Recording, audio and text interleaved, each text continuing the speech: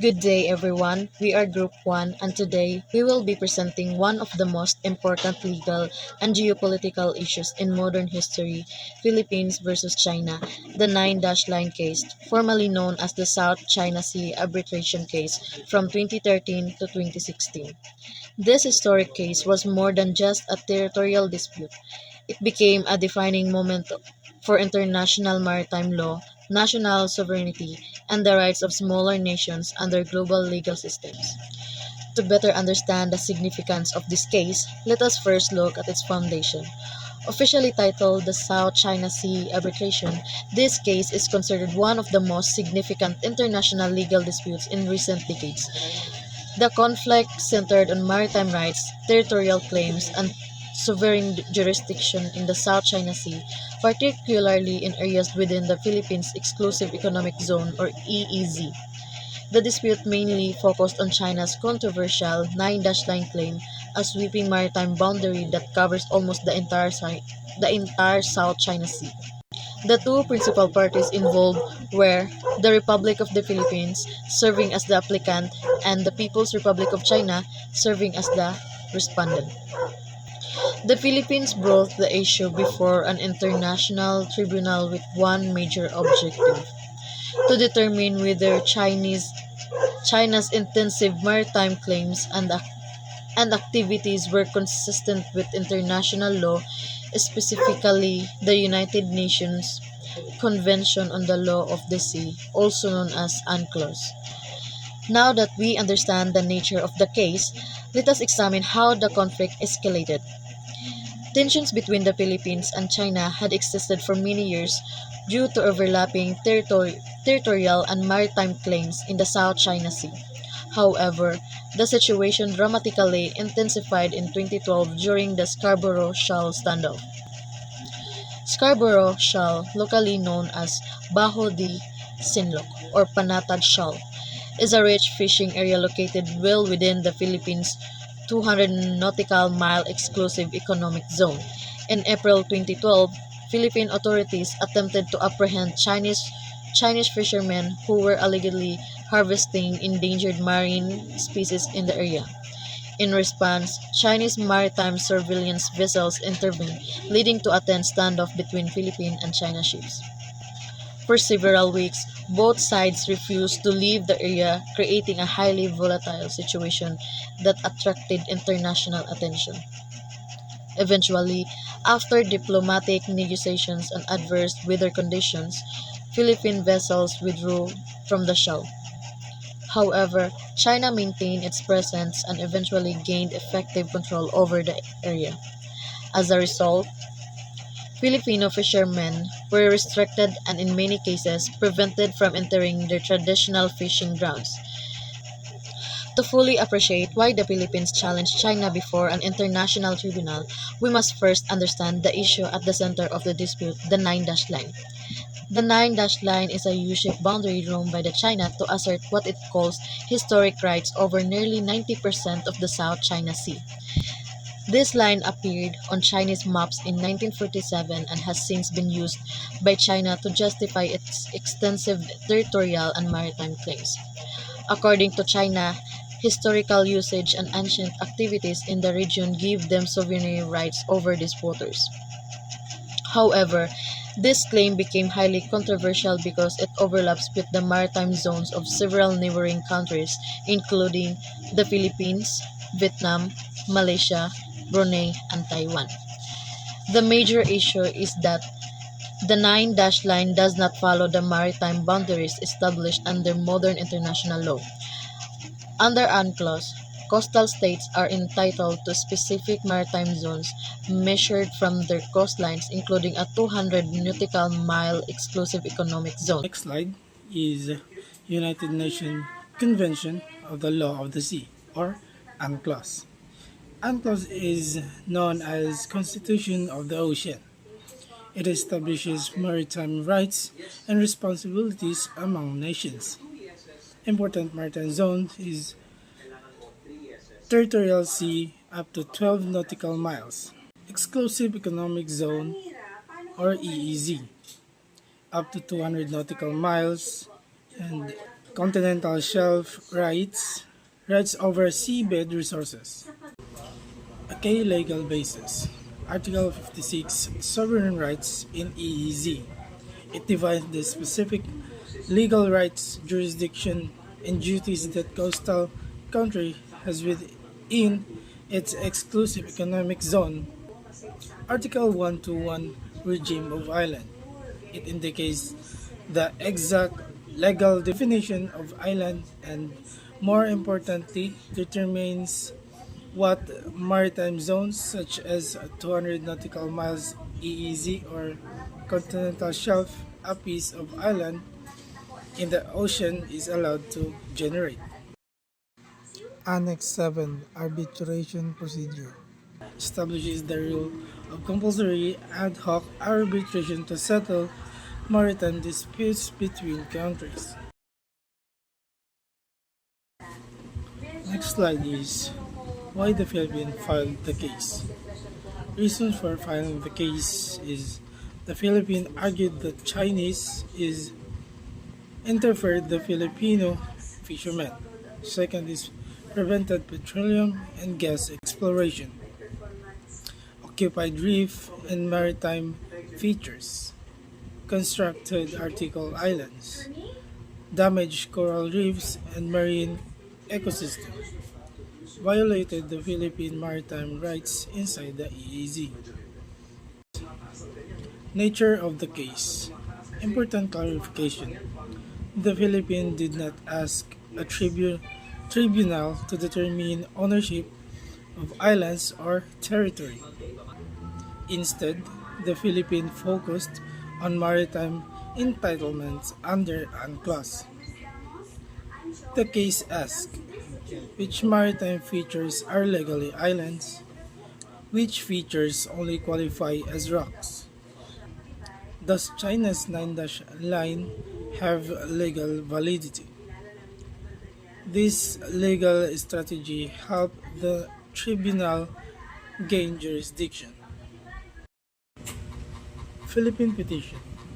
The Philippines 15 submissions. The Philippines submitted 15 legal claims before the arbitral tribunal. The submissions focused on first, invalidity of the 9-dash line. Second is status of marine features. Third is China's activities in the West Philippine Sea. Fourth, environmental damage. And lastly is violation of Philippine EEZ rights. Petition Category 1, the invalidity of the 9-dash line. So we need to moving on to our first petition category. The Philippines challenged the legality of China's 9-dash line claim. The Philippines argued that China's claim of historic rights over much to South China Sea had no legal basis under the United Convention of the Law of the Sea or the UN Clause According to UN Clause, maritime entitlement must follow internationally recognized limits such as territorial seas and exclusive economic zones or EEZs. So after reviewing the evidence, the tribunal ruled favor of the Philippines. The court declared that the China's 9-dash line claim was inconsistent with UN clause, meaning it had no legal standing under international law. Furthermore, the tribunal emphasized that China could not lawfully claim historical rights beyond what the UN clause permits. This ruling became one of the most significant outcomes of the case because it clarified that historical claims alone cannot override international maritime law. Now, let's proceed to the petition category 2, the status of maritime features. The second petition category focused on the status of maritime features in the disputed areas. So, the tribunal classified this feature into 3 categories. First is an island, which can generate both a territorial sea and an exclusive economic zone. Second, a rock, which is only entitled to a territorial sea. And third, a low tide elevation which cannot generate any maritime zones on its own. In its finding, the tribunal classified Scarborough Shoal as a rock, meaning it only qualifies for a territorial sea. Meanwhile, Mischief Reef and Second Thomas Shoal, also known as Ayungin Shoals, were classified as low tide elevations, meaning they do not generate maritime rights. Most importantly, the tribunal concluded that none of the features of the Spratly Islands were capable of generating full exclusive economic zone. This finding greatly affected the legal claims over the surrounding waters. And now, for the petition category 3, China's activities, the third petition category examines China's activities in disputed waters. The Philippines accused China of several actions that allegedly violated Philippine rights. First, China was accused of blocking fishing access where Chinese Coast Guard vessels restricted Filipino fishermen from entering traditional fishing grounds. Second, China conducted artificial island construction, reclaiming land and building structures with military capabilities. Then third, China allegedly interfered with Philippine oil and gas exploration, preventing the country from exploring resources within its own exclusive economic zone. Lastly, the Philippines raised concerns about environmental damage, particularly the destruction of coral reefs caused by dredging and giant clam harvesting. After reviewing the evidence, the tribunal found that China violated the Philippines' sovereign rights, especially within areas that fall under Philippines' exclusive economic zone. So, now let's review China's argument on this case. Despite the arbitration, China chose not to participate in the proceeding and consistently rejected the tribunal's authority. China presented four main arguments. First, China argued that the tribunal had no jurisdiction, meaning it had no legal authority to hear the cases. Second, China claimed that the dispute was actually about territorial sovereignty, which they argued falls outside the tribunal's scope. Then third, China insisted that the disagreements should be resolved through bilateral negotiation or direct talks between the two countries rather than the international arbitration. Then lastly, China defended its position by citing historic rights, claiming that the historical records justified its maritime claims to the South China Sea. However, despite China's absence, the tribunal proceeding with the case and eventually releases landmark ruling in favor of the many Philippine arguments. So, good day, everyone. I will be presenting this part of the presentation.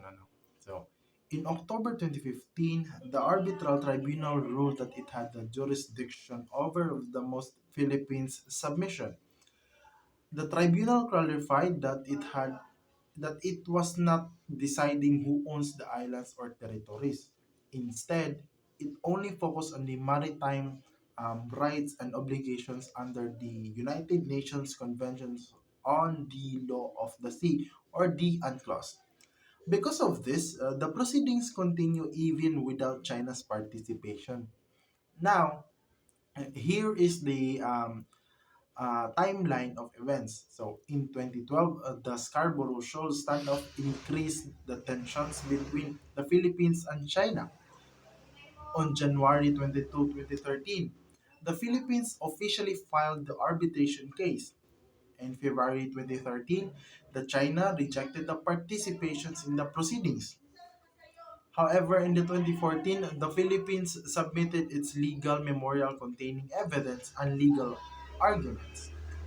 Now, October 2015, the tribunal confirmed that its jurisdiction, and on July 12, 2016, the final ruling was released. The final awards strongly favored in the Philippines because it ruled that China's nine dash line has no legal basis under the international law. It also stated that China violated the Philippine EEZ, or the exclusive economic zone rights, and interfered with the Filipino fishing activities. The tribunal further ruled that mischief reels falls with the Philippine EEZ, and that China caused severe environmental damage in the area. In addition, there's no feature in the Spratly Islands qualified for a full exclusive economic zone, or the EEZ. Overall, the Philippines largely won the case. This case became very important both internationally and nationally because First, internationally, it strengthened the maritime law, reinforced the authority of the UNCLOS, and became a major legal precedent for peaceful dispute resolution. For the national or for the Philippines naman, it strengthened the country's legal claim in the West Philippine Sea, protected the sovereign maritime rights, and increased the international diplomatic support. Okay. That's all. Thank you. Now let us proceed to the next part of our presentation, which is about challenging enforcement and key takeaways of the West Philippine Sea arbitration case. Challenge and enforcement.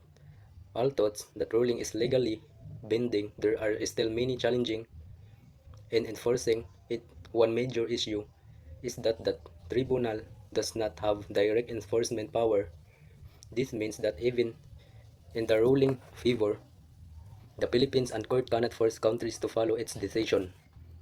Another challenge is that China rejected the ruling and continue its activity in the dispute area.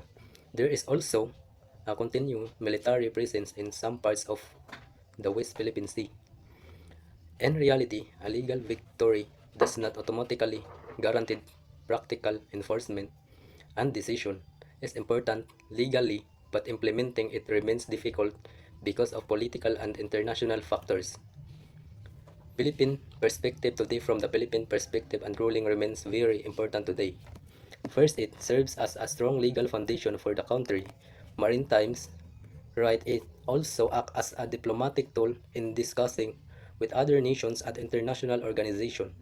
In addition, the ruling is often used in international discussion regarding the South China Sea dispute. Most importantly, it symbolizes Philippines' sovereignty and defense of our nation, territory, and marine resources.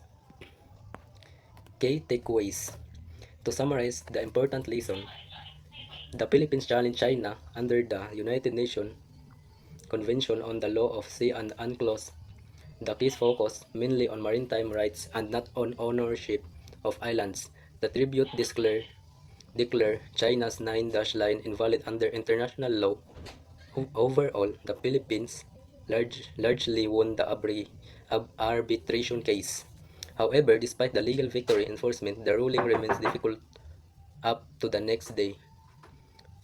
The reference for this presentation, our resources include United Nations Convention on the Law of Sea and Permanent Court of Arbitration Award of 2016, report from the Philippine Department of Foreign Affairs, academic journalists on maritime law, and international law studies about the South China Sea. Thank you for listening and ends our presentation.